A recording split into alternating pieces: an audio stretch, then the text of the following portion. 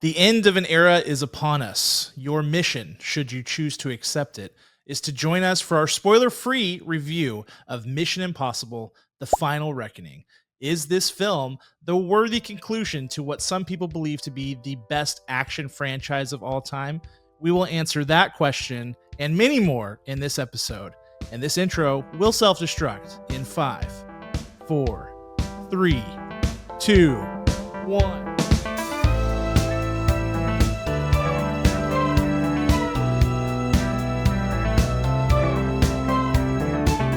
This is Popcorn for Breakfast, presented by St. Louis Area Smoothie Kings. Now, here are your hosts, Cam and Kurt. Thank you for joining us on another episode of Popcorn for Breakfast. With me, as always, is Kirk, and I am your other co-host, Cam. And today is one of those fateful days, Kirk, where we presumably say goodbye to another lengthy film franchise. Now, they've been a little bit... They're keeping their doors open on whether or not this is the end. They haven't said anything definitive. I think they just really want people to go see this movie. But whenever something like this comes around, the question is like, is it sad? Is it happy? Is it both? Is it bittersweet? Like where are you at? This is Mission Impossible franchise is a very storied action franchise. Where's your head at? Oh man, I saw this movie in the movie theater because again, we've talked about how bad my parents were at taking me to the wrong movies at the wrong time. a little too young. Because this came out in '96, the original. The original correct? one, yes. Right. So I was in the theater watching this movie, beautiful, in all of its glory, and I can't believe it's finally here. The question mark conclusion. There was notably someone in our screening who thought that there was a very specific conclusion that happened. She shouted, "What?" Yeah, there was a proclamation made. She was worried. She was very worried about the action that was about to take place. We can't tell you because we're spoiler free, but I'm feeling well-rounded after this viewing. Yeah, I think if it is the final one, you can never count Tom Cruise out. I mean, a lot of people thought Mission Impossible 3 was the final Mission Impossible because he had a whole PR catastrophe that happened after that where his whole image kind of went in the gutter, and now it's come back. I mean, I think he's more beloved than maybe he's ever been right now. Oh yeah. So that's an interesting kind of second chance story there, but you can never count Tom Cruise out. He could probably make 10 more of these movies if he really wanted to, and maybe he will. And they've been a little vague about whether or not this will be the end. But if it is the end, I have to say, all good things must come to an end. You can't go on forever. And I feel like things that end up going on too long are you always go, oh man, if they had just ended it here, if they had just ended it at this point.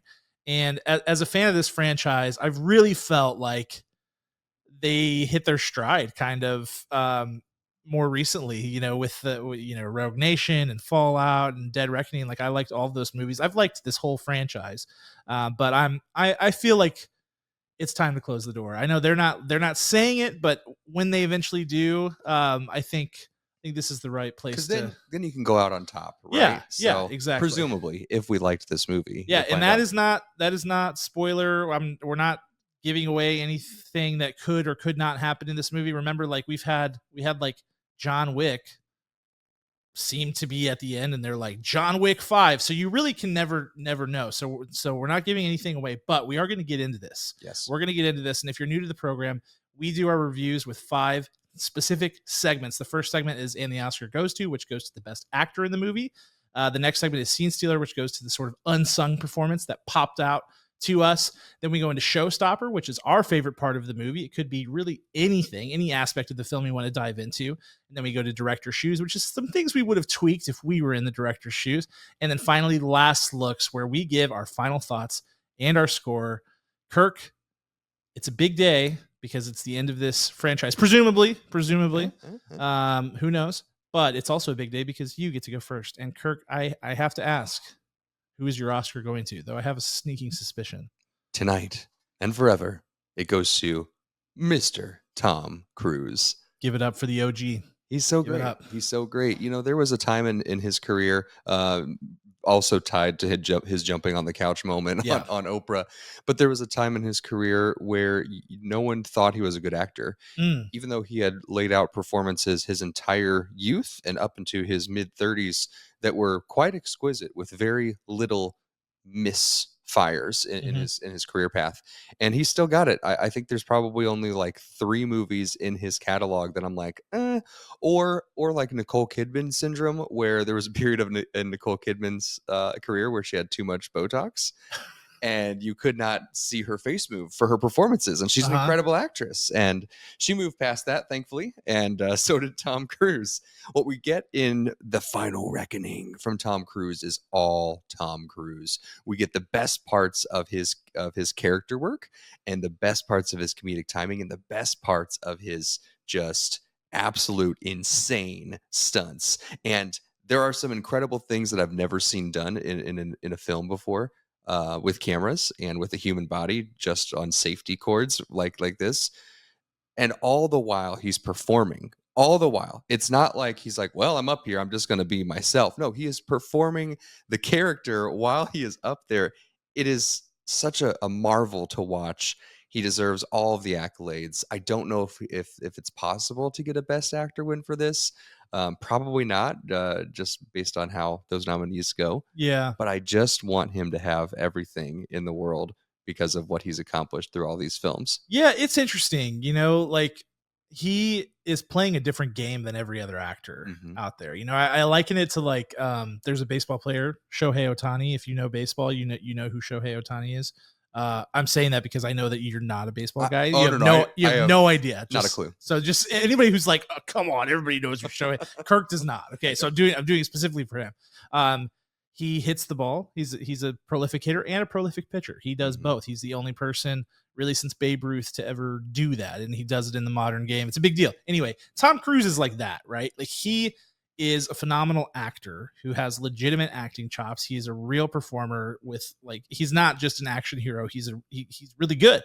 But then he's also doing things that are truly insane and literally putting his life at risk in multiple movies that he's doing. He's put his life at risk for multiple Mission Impossible movies alone. So it's like, how do you value that from an acting perspective? Like if you're giving out award nominations, is it like, well, this guy like literally hung from an airplane multiple times in this franchise. Like, is all he get for that is the Lifetime Achievement Award at some point? Like that seems kind of whack. But at the same time, like it kind of makes sense too, because like Mission Impossible is not. It never has been, even though they're fantastic films. Like it's not an Oscar type movie. It's just not. It's a genre film. It's a genre film. So I mean. Yeah, it's an interesting question though. I always wonder it, but he's next level. I mean, you have to give it to him just because of the things that he's physically doing are insane, truly insane. TC, man, TC. All right, so that leaves me with the harder choice of like, where do you go if you're not choosing Tom Cruise? And for me, it's actually easy. It's Simon Pegg. Simon Pegg has been in this franchise since Mission Impossible 3, and I love what he brings to the franchise, and I love what he brings to this movie. I thought he brought so much, as he always does. He brings a groundedness to the franchise. He's kind of the character who, throughout all of these things, is just as bewildered at whatever Ethan Hunt is doing as we all are, and there's a sort of endearing quality to that, where like he's like, "You're gonna do what?" He's always kind of like baffled at the plan. But in this too, he as the movies have gone on, he's gotten more and more involved in being a leader on this like team, because the team is always changing in these Mission Impossible movies, and he was never more so a leader than really like in this one and in the last one.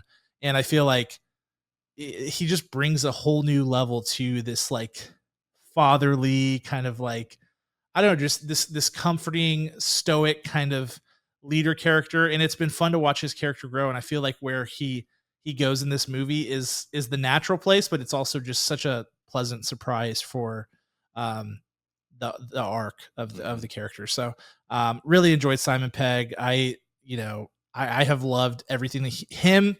It's Ethan, it's Luther, and then it's Simon Pegg. And what is this character's name? I think it is just Simon Pegg. No, I don't know why I'm blanking on. It's Benji. It's Benji. So it's Ethan, Luther, and Benji. The rest of the pieces kind of shift around, and some people are in 2 films and some people are, but nobody's been in more films than those guys. And there's this great kind of triangle like counterbalance to them, where Luther is like so confident and so all knowing and so wise, and Benji is like so anxiety ridden and all these things. And I just think that where all of these characters kind of come together in this movie is so beautiful. And I think Simon Pegg puts on a really good show. He does. It's also unfair on how funny Simon Pegg is, and without seemingly much effort, like I know his timing and how he can execute his hilarious lines, or lines that weren't even meant to be funny, is impeccable timing. Yeah. It's just it's incredible to watch. So it's like everything he's hearing in real time. Like he didn't read the script before. It's just so, maybe like, that's the trick. That's what it feels like. It's maybe he doesn't read any. He's like, give me a script with just my lines in it, and I'll figure it out from there. With just keywords, and I'll figure it out. That's awesome. All right, then we're on to Scene Stealer. This cast is packed. I mean, truly, like, if I know that these movies tend to have a lot of characters, but holy cow, this was like, if this was like the big finish, they really filled it up with characters to make it feel like that. So where are you going for your Scene Stealer? Today I'm going to go with Versus Tomorrow. Versus Tomorrow, yeah, sure, right. For today. I'm going to go with Henry Czerny.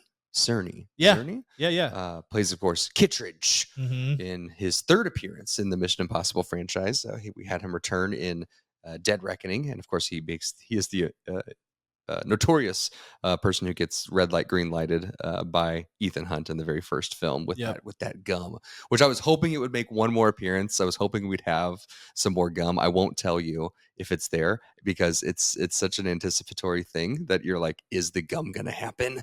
You'll find out.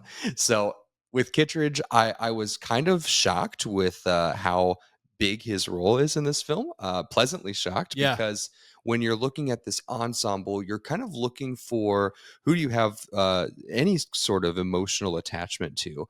And there are people who come into this movie for the first time, and you're like, yeah, I'm down. I'm with that person. There's others that just kind of fill the story properly, and then there's Kittredge, and you're like, yes, I want to see what happens. Full stop. I know how this started. Where is this going? And you get that full fulfillment. You get that full arc. So who would have thought? I mean, that bringing him back would be so important to the critical storyline and catharsis of the entire Ethan Hunt journey. But it really is, and it's really fascinating to watch. Yeah, it's really endearing how this franchise has balanced very well how much to pander to existing fans as well as bring in new people. Like they've basically made it so that you can really jump in wherever you want on this franchise and be okay. And I feel like Kittredge is one of those things. Like when he comes back in Dead Reckoning, you're like, yes, like as a Mission Impossible fan, you're like, this works. Like I want this, and this is a character who has so much appeal and intrigue, and to have him back, like it's great, and that sort of continues on into this movie. But I do love that they've done that to where you really, a lot of these franchises, people complain about it with like the MCU, like you have to know the full history. And I feel like with Mission Impossible, up until this film, that really wasn't the case. And we can discuss if this film was too much for the fans, or if it was for the fans, or if it was okay for whoever. Like we'll get into that. But I do love how they've sprinkled that stuff in. So that's a good one. My Oscar, or my Scene Stealer, is not going to someone who has been in a Mission Impossible film before. It is a newcomer, and it's easy for me. Tremel Tillman, who, for any Severance fans out there, plays Mr. Milchick, or Mr. Milkshake, whatever you prefer to call him. And Are people calling him that? In season 2. Oh, you haven't seen season 2. I haven't seen season 2. Oh, Kirk. You just spoiled the entire season for me. You're out of the loop. Oh, no. That's embarrassing. I'm going to go home and watch it right now. Embarrassing. He gets called that but there's a character that calls him Mr. Milkshake. I think it's in like episode 1, and then it just kind of sticks. Ruined. But there you go. Fine. Yeah. So sorry about that. Tremel Tillman, it's his perfect casting. His character, he is I'm not going to get into the total details, but he's a military type.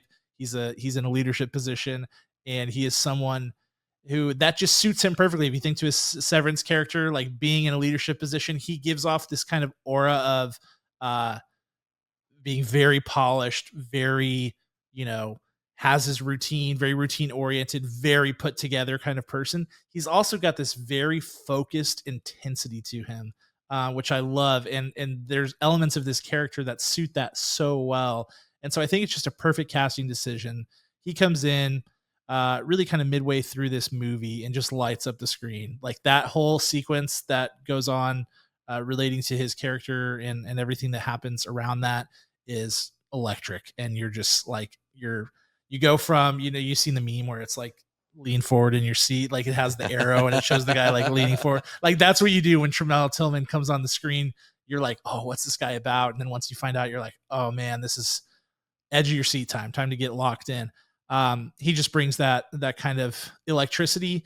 And that is the fun thing. I think you could complain about Mission Impossible being kind of a revolving door. We were talking after the movie last night about like, it's kind of weird that like, there aren't that many people outside of, Ethan Hunt, Luther, and Benji. Like those three characters are the like the stalwarts of the franchise who have been there forever. But beyond that, you get like kind of a hodgepodge throughout it. But the casting and appearances of characters like Tremel Tillman that come in along the way make that all worth the while. You're like, yes, I want to have this new experience in this world. And it was so great. He's excellent. One of the ones that I attached to immediately. Like yes. First appearance, I'm like, I care about him. Yeah, right. You're like, I could do a spinoff movie of like just this guy, just him, easily, Mr. Milkshake.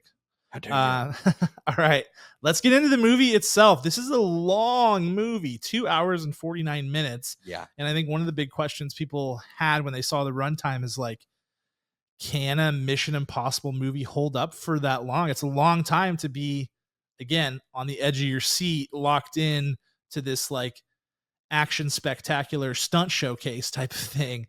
But what was your favorite part? What was the thing that stuck out to you as your showstopper? Well, first of all, before I say my showstopper, I want to just applaud us. Neither one of us took a bathroom break during this. Heck no. I think that's pretty awesome. Pretty great. Bro. I mean, the amateurs that were in our screening, I mean, I probably saw 30 people. Oh, so many. Yeah. I was like, come on. Yeah, you go right before. Absolutely. Right before. Come on. I'll be honest. I didn't go before. I didn't go at all yesterday. I've been around the block. Like this is not my first rodeo. I could have held it for probably 5 more hours. They could have said, we're going to start the series from the beginning. I'd have been like, lock in. You've been dehydrating yourself. I'll do whatever it takes. I'll do whatever it takes. I don't care. Oh my goodness. Oh my goodness! You know, one of my favorite bathroom breaks that I've ever taken. Sidebar.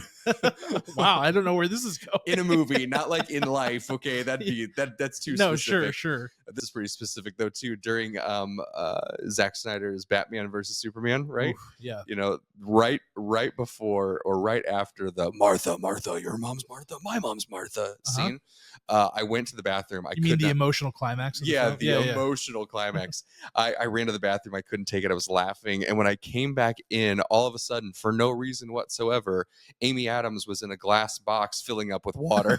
Yeah. And to this day, I don't know what happened between Martha and her almost drowning. Well, a la Now You See Me. Chris Angel showed up. Yeah, exactly. He hit the mind freak. And he was like, watch this. Oh man, that one killed me. So I have to imagine like there's so much that happens per information per second in this movie. To get up and go to the bathroom is crazy. And the biggest thing I think I would say, don't do it. Don't do it at all.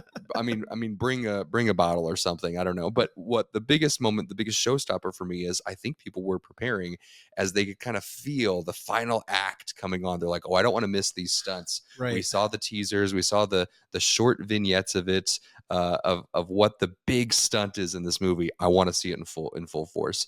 And oh my goodness, in Dead Reckoning, the big stunt was, of course, jumping off a mountain on a motorcycle. Yeah, crazy stunt. We got to see that entire scene, basically. What I love about this is that we got to see pieces of this as a more of a teaser, so that way when we got to the movie itself, we're sitting down. It just kept going. It's so big. It's such a big set piece. This giant plane scene of Tom Cruise just jumping from plane to plane that you see in the trailer, but it's so much bigger and so much longer than you can imagine. It just kept going, and I'm like, oh my goodness, this is the greatest like curtain reveal that I've seen in a movie for a long time. The redirection of that to make it seem like, okay, he jumped on a plane. We've seen that. No, there's so many things that happen. So that that fearlessness that Tom Cruise has is unmatched. The camera work is so specific. And of course, as I said before, Tom Cruise acting under extreme conditions is some of the most impressive things I've ever seen in my life. I love it. I mean, that's at the end of the day, like that's a big reason why you go see these movies. Like I love these movies for the story, the action, all of it, but the stunts, I mean, that's the secret sauce, right? Yeah. And this one does not disappoint on that front at all.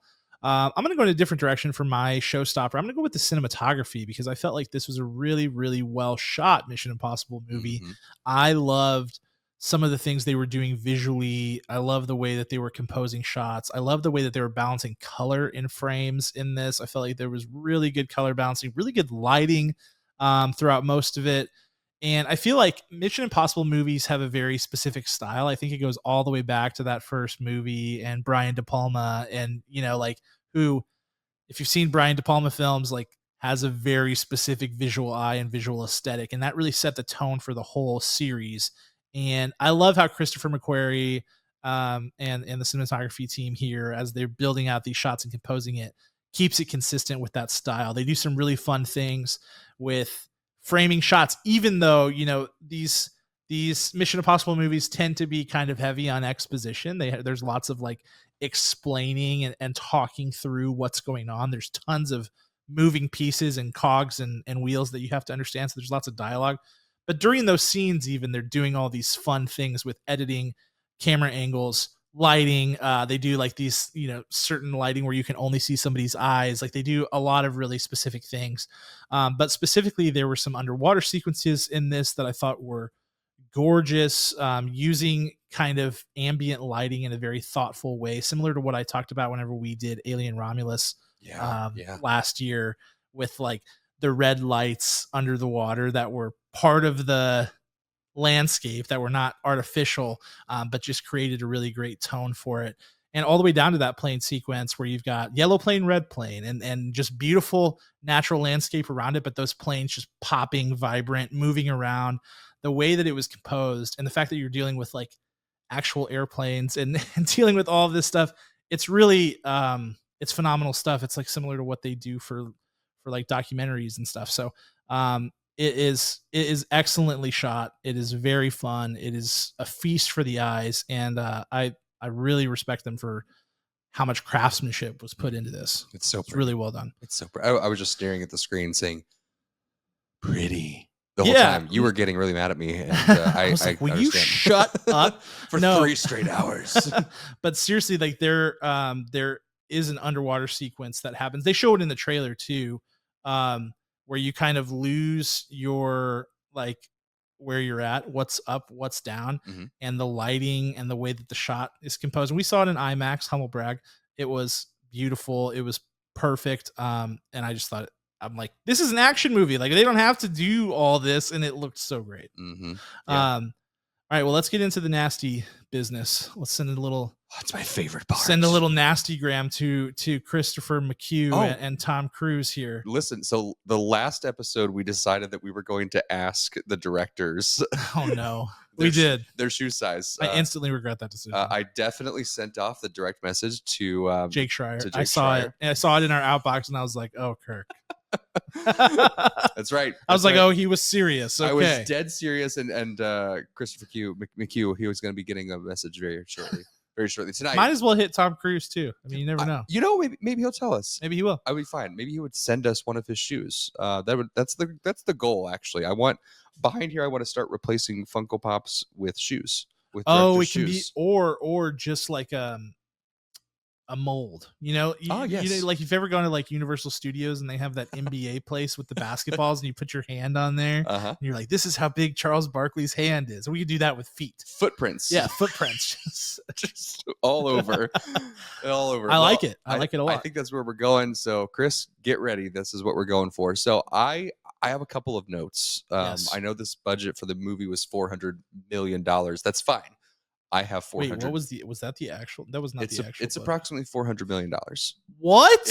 It is not determined exactly, but it is a $400 million movie. Oh my word. That is before marketing, ladies and gentlemen. That is before marketing. So I think the ensemble is very busy. I've stated this already. It's a theme. It's a theme I have tonight. The ensemble is very, very busy. We could have cut out a lot of them. We don't need individual story arcs for all of them, especially a lot of them that we meet just in this movie, not even in Dead Reckoning to Final Reckoning. We just meet some of them in this movie, and I'm like, I don't really care. Why are we giving so much screen time to X, Y, Z and character? I think there is a good exposition and bad exposition in this film. Like a good recent reference would be that we saw Black Bag, and by Steven Soderbergh, and it was really wonderful. Like you clung to the language and how it kind of danced around, and it was like sing-songy in most places. In this case, while the actors execute the exposition well, they don't, the rhythm of it, and that goes down to the writing, not the performance. The rhythm of it does not keep you afloat to all of it. So you really have to be locked in. It's a 3-hour movie, lots of exposition, and you're just like, okay, great, we're getting more exposition.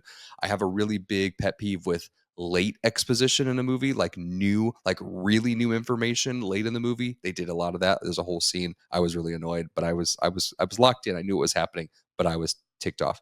I think that there was even more room for action with our main characters, where we lost.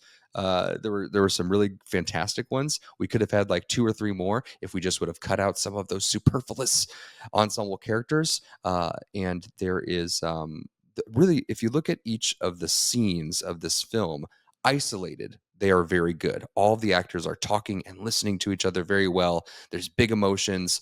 Sometimes they linger on too long. So collectively, that you lose the overall rhythm. So we're talking about rhythm with exposition and rhythm with the flow of scenes together. When we start, stop, start, stop, start, stop, they don't all have a through line at all times, and that bugged me twice. And my biggest pet peeve, they said the phrase "final reckoning" twice in the movie.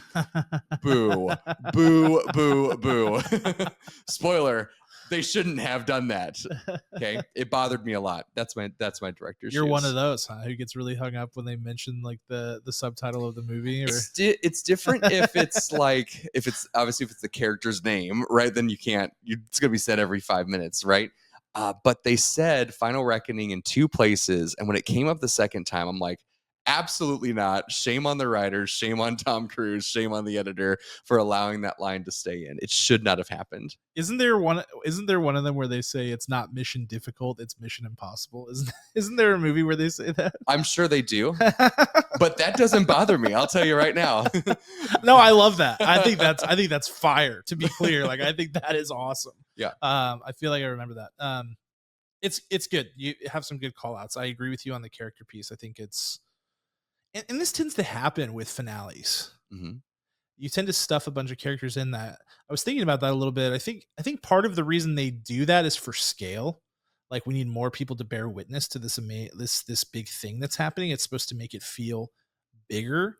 And I think it does in a way, but it also makes it feel crowded. See, that's when you cut to the citizens. Like, this is a save the world kind of movie, right? So then you cut to the citizens who are like, but they live and die in the shadows, Kirk. Nobody's supposed to know. They do, but when there's an airplane, like 2 airplanes fighting each other 400 feet above them, I think they're like, that I'm gonna watch this and see how this plays out. Yeah, yeah. My director's shoes. The biggest one for me is the beginning is a bit of a mess. It's a bit of a mess, and I feel like one of the things that Mission Impossible has always done really well is beginnings of movies. They always have a really clever set piece to start the movie in one way or the other, except for Mission Impossible 2, where he's just like free climbing that wall. But if you think of like Mission Impossible 3, like you're immediately like, oh my gosh.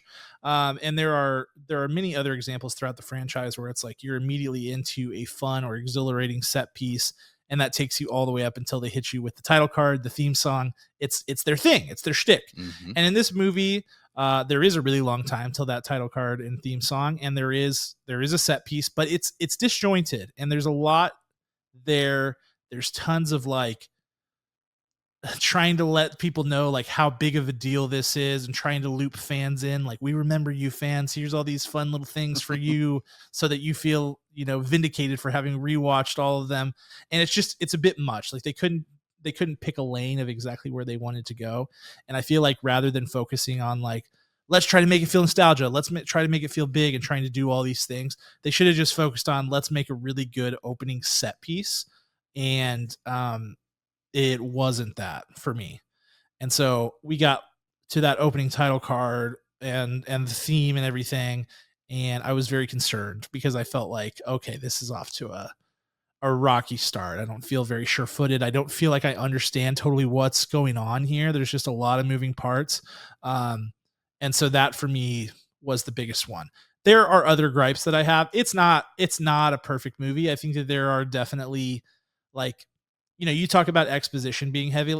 It certainly has that, but in a way, like Mission Impossible kind of is that. Like, it tends to be a little bit exposition heavy. There's still too much of it in this, but even like, and I know people bagged on Dead Reckoning for the same thing, right? But like, they did the same thing in that movie where it's like late in the movie they're giving you new information, and I feel like that's something that they tend to do. But yeah, my biggest one is certainly the beginning. Certainly the beginning. And other than that, I have small gripes, but no more big ones. Okay. All right. Let's move into last looks. Let's talk about our final thoughts and scores and what may be our last time ever scoring a movie in the Mission Impossible franchise. Of course, I mean, who am I kidding? Like, studios don't let things die. No, nothing ever dies these days. No. I know Tom Cruise like probably won't let them make a Mission Impossible movie while he's still living, so we've probably got some time, but we'll see. Yeah, Tom Cruise to Mission Impossible is James Bond to any of the James Bond movies. He literally went out and said, "Well, I'm not British. I'll never be James Bond. Yeah, I'm rebooting this franchise. J.J. Abrams at the helm. I think we can make this work." And that has been his the latter half of his life's work, so which is great. What I don't want to see is this is a deep cut for all you let's go Death Wish fans out there. That's right. Oh yeah, all 12 of them. That's right, with Charles Bronson. I definitely watched every single Death Wish film, and Charles Bronson is in every one of them. And when he starts that series, he's great. When he ends that series, it is a disaster. It is so bad. It is terrible. And I don't want Tom Cruise to get to that point where you're wishing, all right, yeah, I have a death wish right now that I'm not watching Mission Impossible 99 here. I think that this movie should be seen in theaters. I think that you can, if you don't have that option and you have to wait for it to come to streaming, I think you'll still enjoy this. Just don't watch it on an iPad. Watch this on the biggest television in your home. It's definitely a shared experience. It's definitely a get back to the cinema experience. It's definitely got those roots to it. I've got some gripes with it, but man, did I still have fun? Yes. Was I ever bored through this almost 3-hour runtime? No. And that is quite the feat to have in a movie like this, in a quote unquote possible finale to a franchise.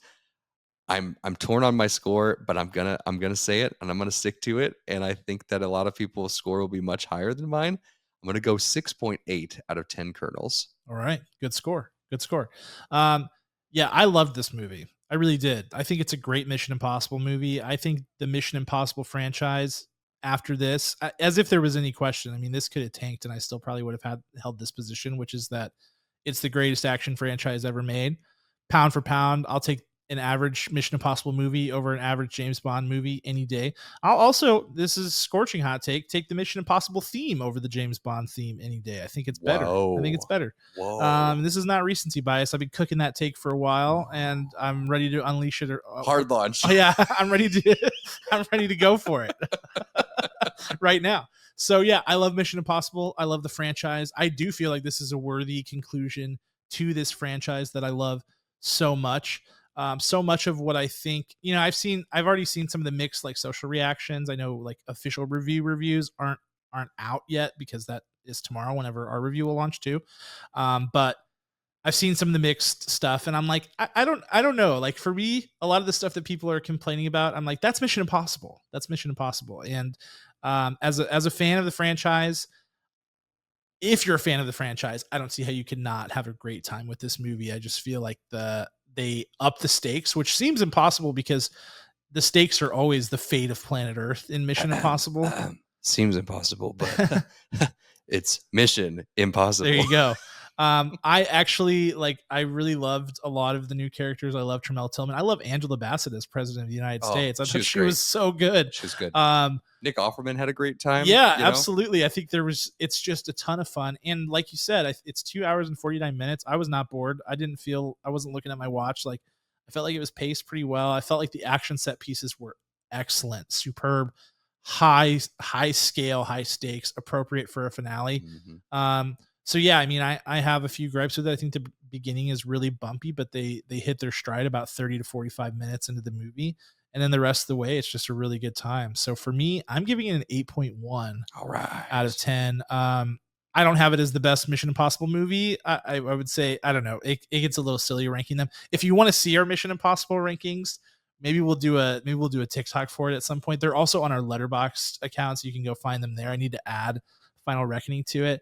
I still have Fallout at the top of my list, but this is a good one. If you're a fan, I think you're gonna really like it, and we'll see whenever the reviews come out tomorrow. But I'm high on it. I'm an 8.1. Yeah, that's beautiful. I would say, what do you think? Not to rank all of them now. Yeah. But what do you think for Dead Reckoning and Final Reckoning? Which one is better? I think I actually like this one better than Dead Reckoning. Okay. Personally, I have the Infinity War Endgame status where I like Infinity War better. So I'm the same here. I like Dead Reckoning better than Final Reckoning. Yeah. I don't know. For some reason, I was not able to emotionally connect with Dead Reckoning as much as I was with this one. Okay. This one felt like there were thematic elements that kind of tied together the whole Mission Impossible franchise for me in a way that I've been kind of waiting for them to do. And it was the appropriate time to do it. And I loved that. It felt very warm and fuzzy to me. And so that puts it over the top for me. That was your seat warmer. I kept turning it on just to mess with you. I think they're both top 4 though. Wow. Okay. Dead Reckoning and Final Reckoning. Okay. Very cool. Because I have I think I have Ghost Protocol 1, 2, and 3 potentially in my bottom 4, but I'm still cooking that, so I'll figure it out. As long as number 2 is at your bottom, 2 is definitely the bottom. I still like you as a person, but I will proceed with caution if 2 is in any other spot than the last spot. I don't know that I can trust you. You gotta keep an eye on that person. I'm gonna make sure you're never around my kids, around my car. I've known people who have 2 way up there, up. I don't know that I've seen anybody with it at 1. If you're that person, please let us know, and we'll contact the FBI. But I love seeing the list. I saw somebody tweet today ranking. What did it say? Ranking the Mission Impossible films as evil. You should just be glad you have them.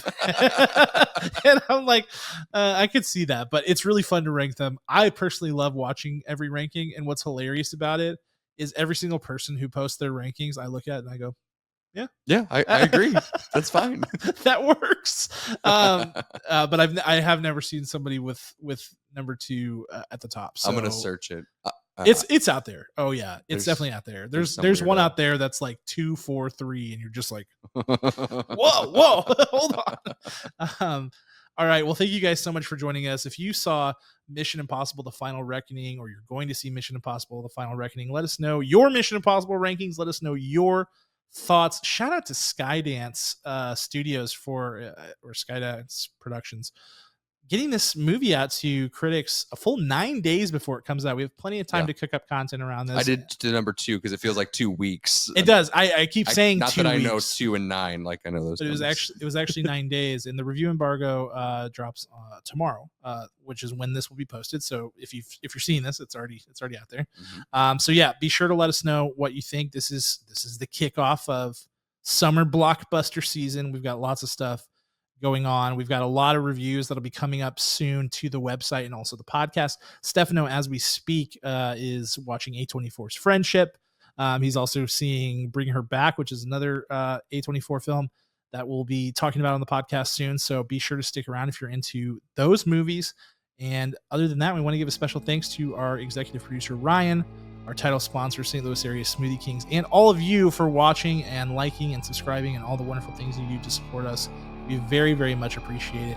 We will see you on the next one. Talk to you then.